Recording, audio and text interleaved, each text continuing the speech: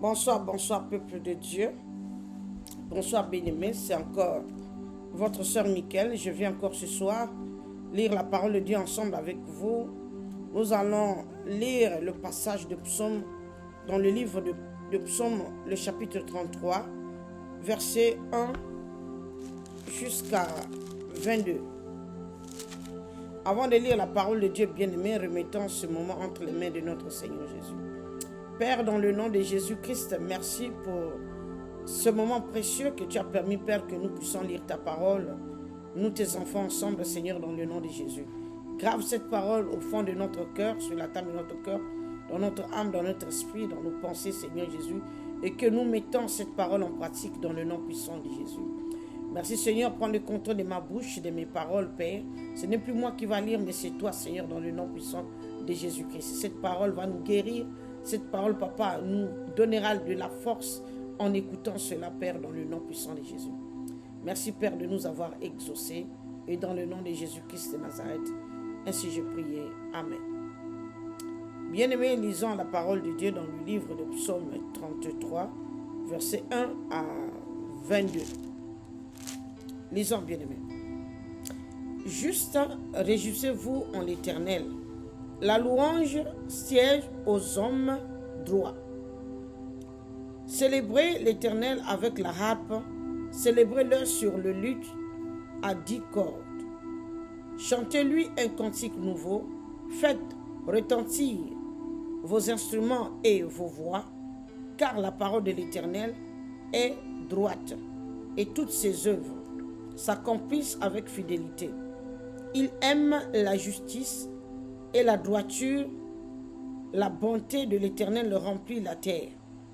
Les cieux ont été faits par la parole de l'Éternel et toutes leurs armées, et toute leur armée par le souffle de sa bouche.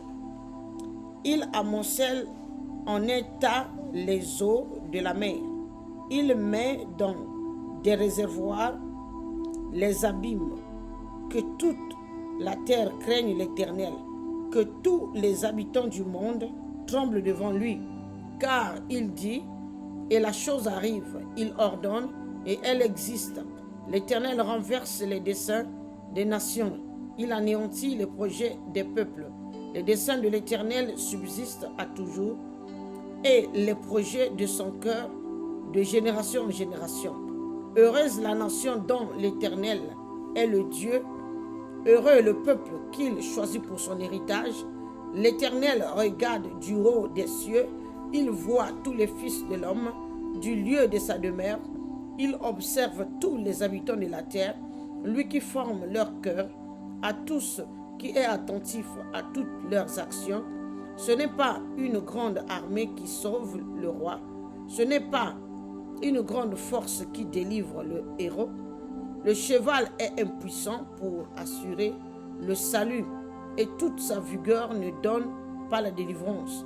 Voici l'œil de l'Éternel est sur ceux qui le craignent, sur ceux qui espèrent en sa bonté, afin d'arracher leurs âmes à la mort et de les faire vivre au milieu de la famine. Notre âme espère en l'Éternel. Il est notre secours et notre bouclier. Car notre cœur met en lui sa joie, car nous avons confiance en son saint nom.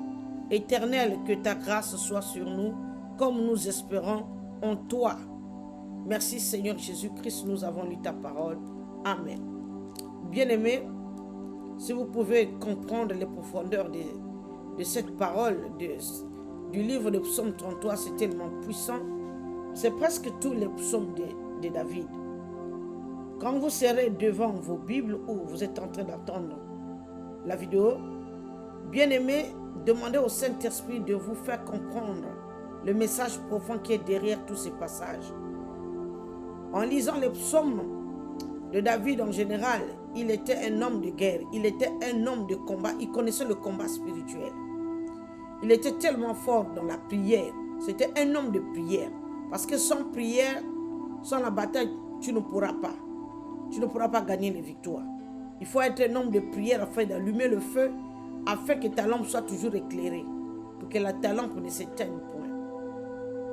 En lisant tous ces psaumes, en tout cas, le roi David gagnait des victoires.